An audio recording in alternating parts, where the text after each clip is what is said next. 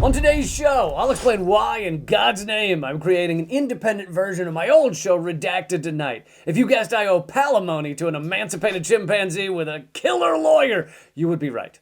I'll also reveal who actually rules the world, and their names are almost never mentioned in the mainstream media. Could it be because they own the media? And I'll bring some tips on how to survive the coming apocalypse. And by coming, I mean the apocalypse is so excited to end us that it had a premature eradication. And finally, a special guest you won't expect at all. Or maybe you will, in which case it'll be less surprising. Let's get started.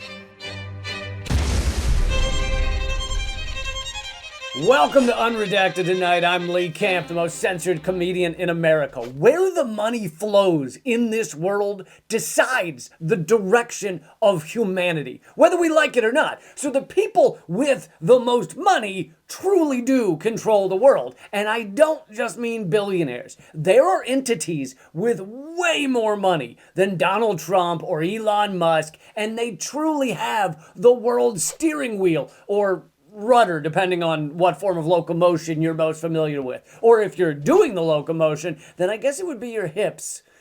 Those ass clowns have the hips. That's an uncomfortable image on Jamie Dimon.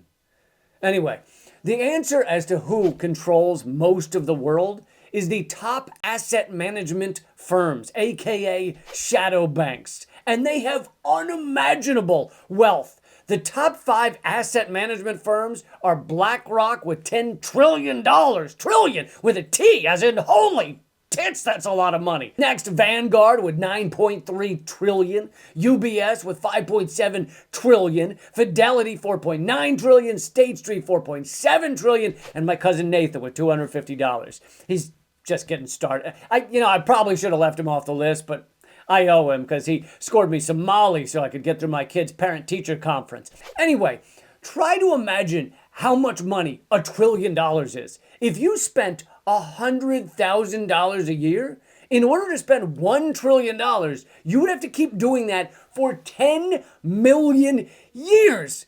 If you spent $100,000 a day, so you're either Kim Kardashian or a lunatic, if you spent $100,000 a day, in order to spend $1 trillion, it would take you 27,000 years, which is older than Larry Ellison's original head before he got the prosthetic one.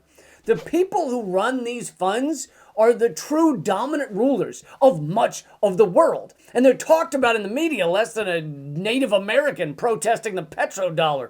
So while these shadow banks sit on trillions, what about everyone else? 1 in 3 people on our planet suffer malnutrition. Each year, poor nutrition kills 3.1 million children under the age of 5. 3 million kids killed by greed. Here's another one. The number 1 killer of humans around the world is unclean water, because people can't afford to get clean water. New estimates on how much it would cost to give the world safe, clean water are about $114 billion per year.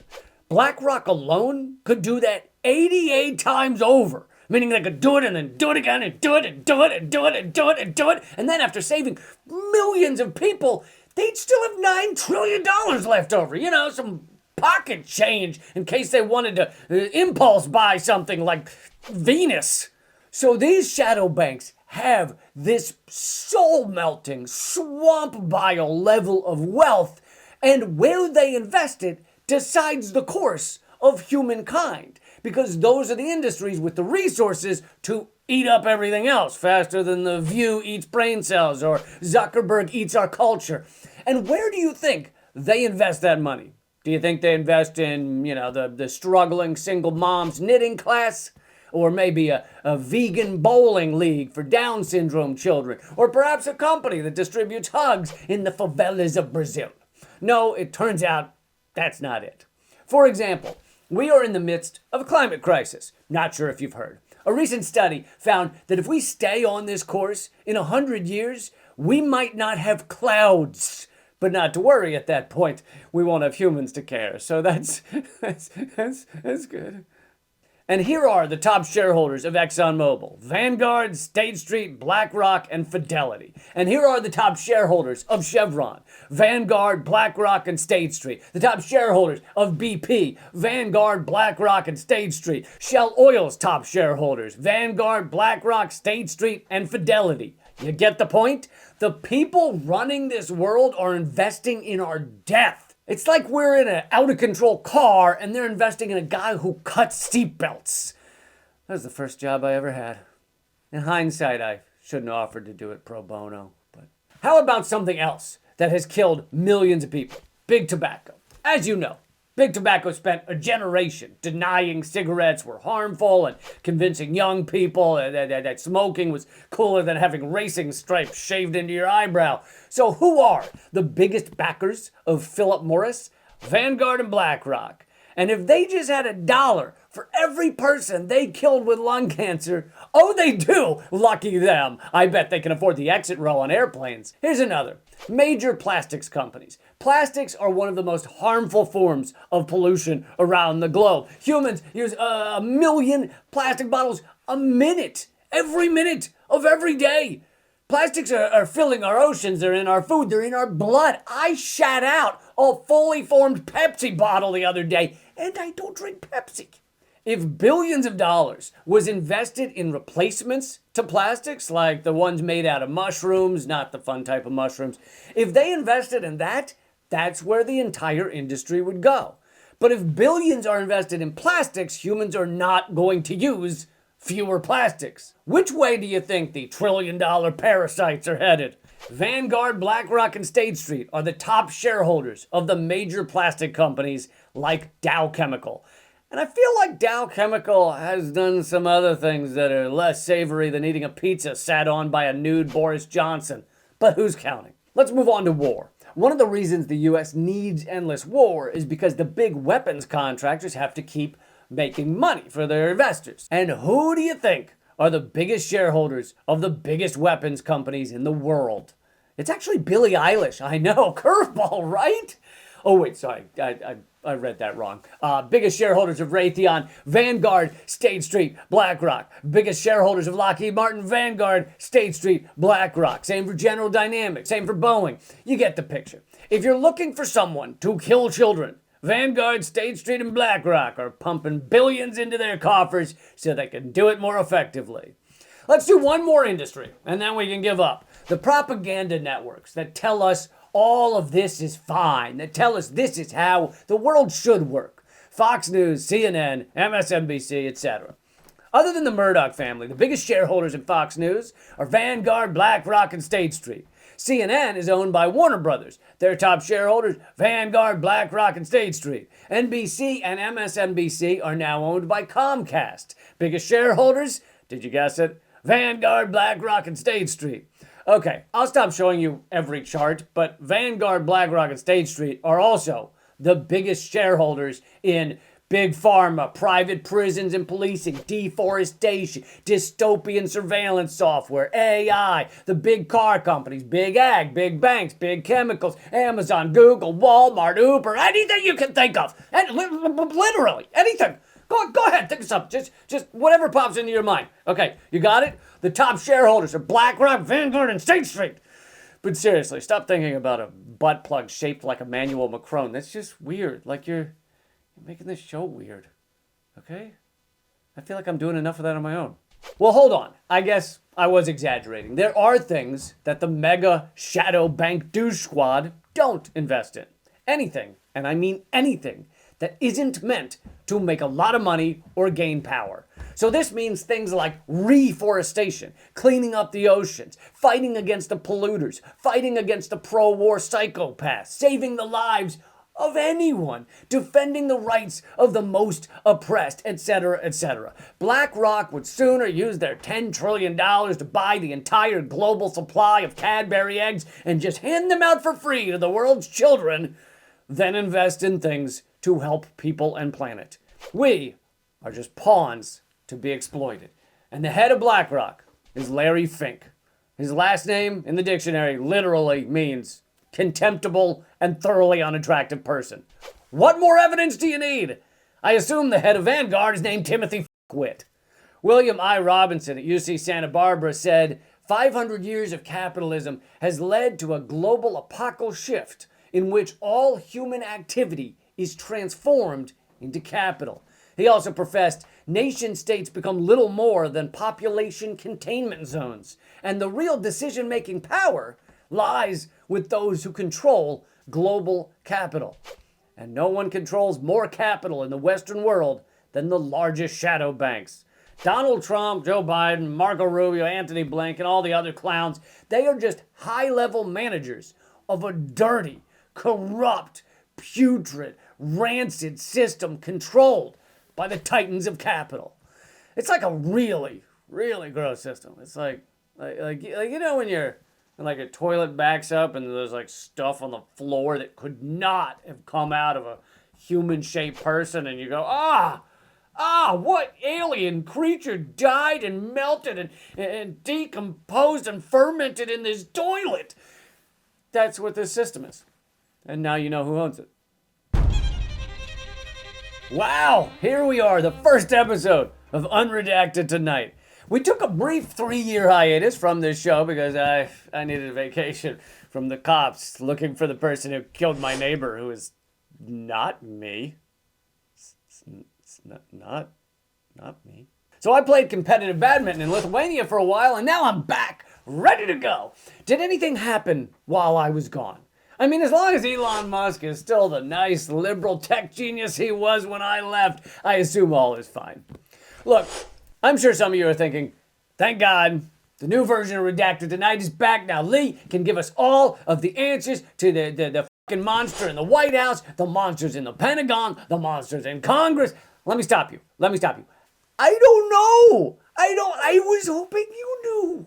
Like some days, I think I have it all figured out, and we're just bundles of atoms bumping into each other, and the amount of time we're here, conscious, with neurons sparking to life, like an inner galaxy of majestic stars, is just a millisecond in the scope of things. We've owned this planet 1/100th the amount of time as the dinosaurs did, so just enjoy this moment and love each other, and don't fret and just relax. But other moments I think, I need to hoard bear mace and canned tuna in the basement, and there's a new kind of straw that makes it so you can drink your own urine. I'll get one of those for every family member, and we can live in the crawl space. That's what I think other times. Nowadays it's about 30% the first one and 70% the latter. I've been thinking maybe drinking your own urine is a skill that needs honing, so I've been practicing in my spare time. Let's move on. Let's get to a segment we call Please Welcome to the Show. Please welcome to the show a very special guest, Mark Zuckerberg. So Mark Zuckerberg has been on a rebranding tour. He's no longer the unrelatable cyborg sociopath stealing all your data and selling it to corporations while strategically keeping you on his platforms by keeping you depressed because happy people spend less time scrolling trying to fill the void. No, not at all. Now, he's a fun-loving everyman who does things like MMA training and bow hunting. You know, the kind of good old everyday bow hunting where your former Navy SEAL security team leader teaches you how to shoot a bow so you can take down a wild boar on your private island in Hawaii, and your private chef then cooks it up for your din-din. Zuck is just like you and me. And he wants you to know that you can now trust him and Meta and Facebook and Instagram. They're not a problem anymore. So what's the problem? Trust in media has fallen off a cliff, right? So I don't think I'm alone in that journey. I think that's basically the experience that a lot of people have had is, okay, it's the stuff that's being written about is not kind of all accurate. Oh, trust in media has fallen off a cliff. So not trust in you, trust in CEOs like you, trust in the richest people in the world like you, trust in techno-feudal overlords ushering in an age of dystopian surveillance and data mining. No, just the corporate media. It's just them. That's it. Okay, fine. You know what? I trust you, Mark. As long as everything you're saying is true, I'm all in. It's not just the U.S., right? I think a lot of people in the U.S. focus on this as an American phenomenon, but I kind of think that the reaction to COVID probably caused a breakdown in trust in a lot of governments around the world. Because, 2024 was a big election year around the world. And, there are all these countries, India, just like a ton of countries that had elections. And the incumbents basically lost every single one. Yes. Trust in media and government is broken down around the world, which is evidenced by countries like Mexico and India in 2024 refusing to re-elect the incumbents. If the people of Mexico trusted President Andres Manuel Lopez Obrador, they would have re-elected him, right? Except that he wasn't running for re-election because he constitutionally wasn't allowed to. That might have played a role in his loss, I think. And the new president of Mexico, Claudia Sheinbaum, is from his party. So his party did win re-election. So you got that wrong, Zuck. But how about India? Thank you, Mark, for making this strong point. If the Indian people trusted Prime Minister Narendra Modi, he would still be Prime Minister. Instead, he's been knocked down to the lowly position of Prime Minister. Okay, but if the people like him, then why does he have a disastrous approval rating of 70%? That's really, sounds really high. So Mark, in your speech about people losing trust in media, you gave two completely false examples of incumbents all over the world losing their seats. Thank you, Zuck, for having the courage to bring back bald-faced lies and falsehoods to our media and to the Joe Rogan Show. It had been upwards of 3 days since that had happened.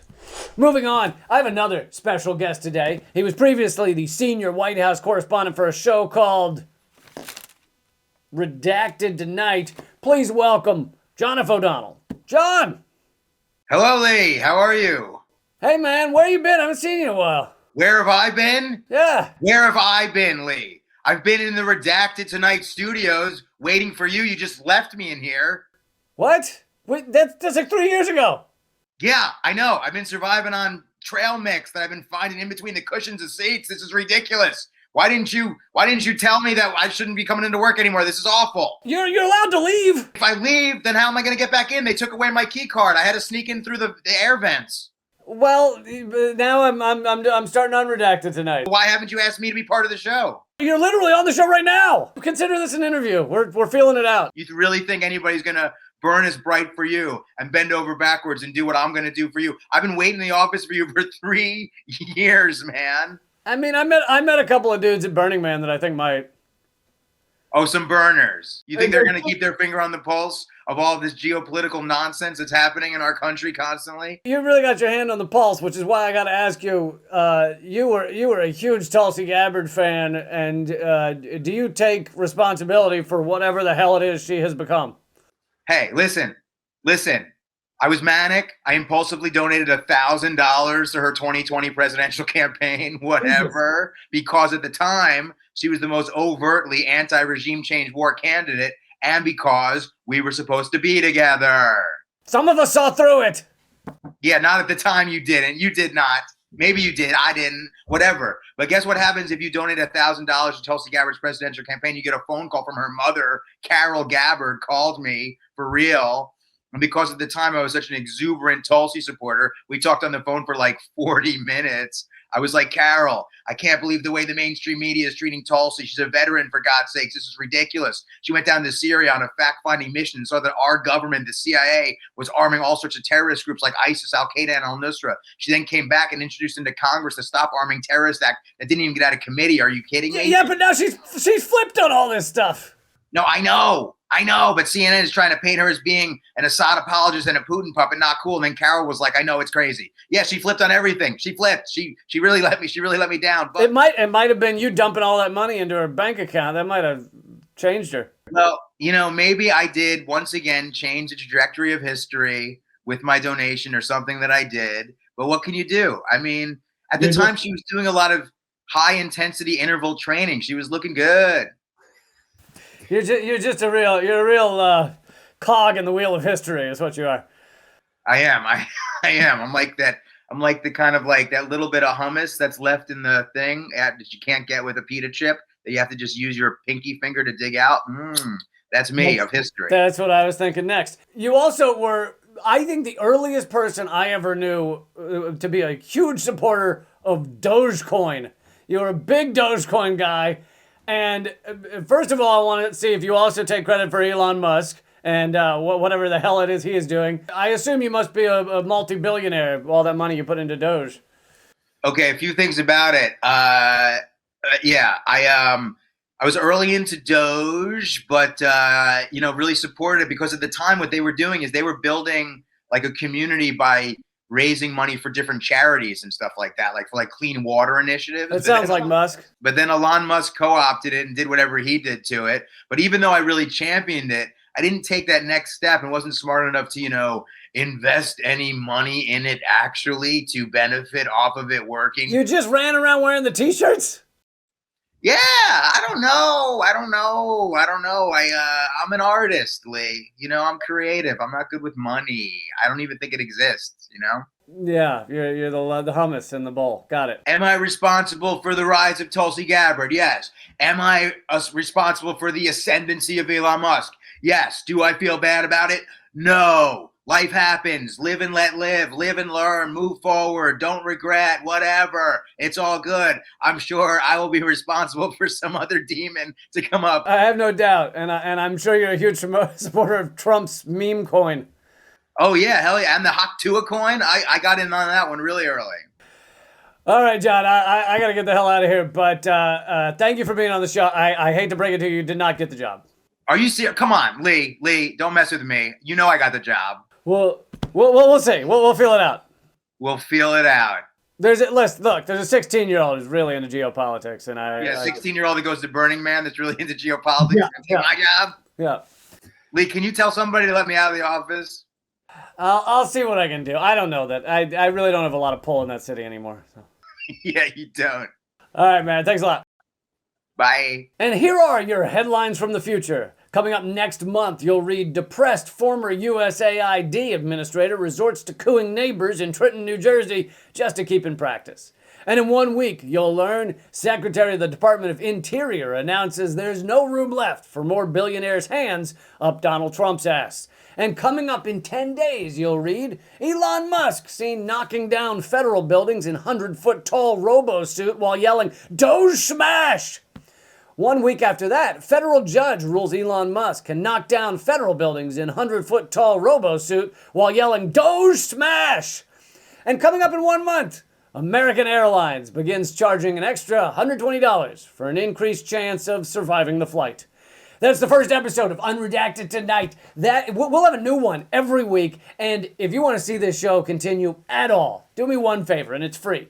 Sign up for the free email list by texting the word unredacted to 33777 if you're inside the U.S. Outside the U.S., you can join up at leecamp.com and tell your friends the revolution will have laughter. See you next week.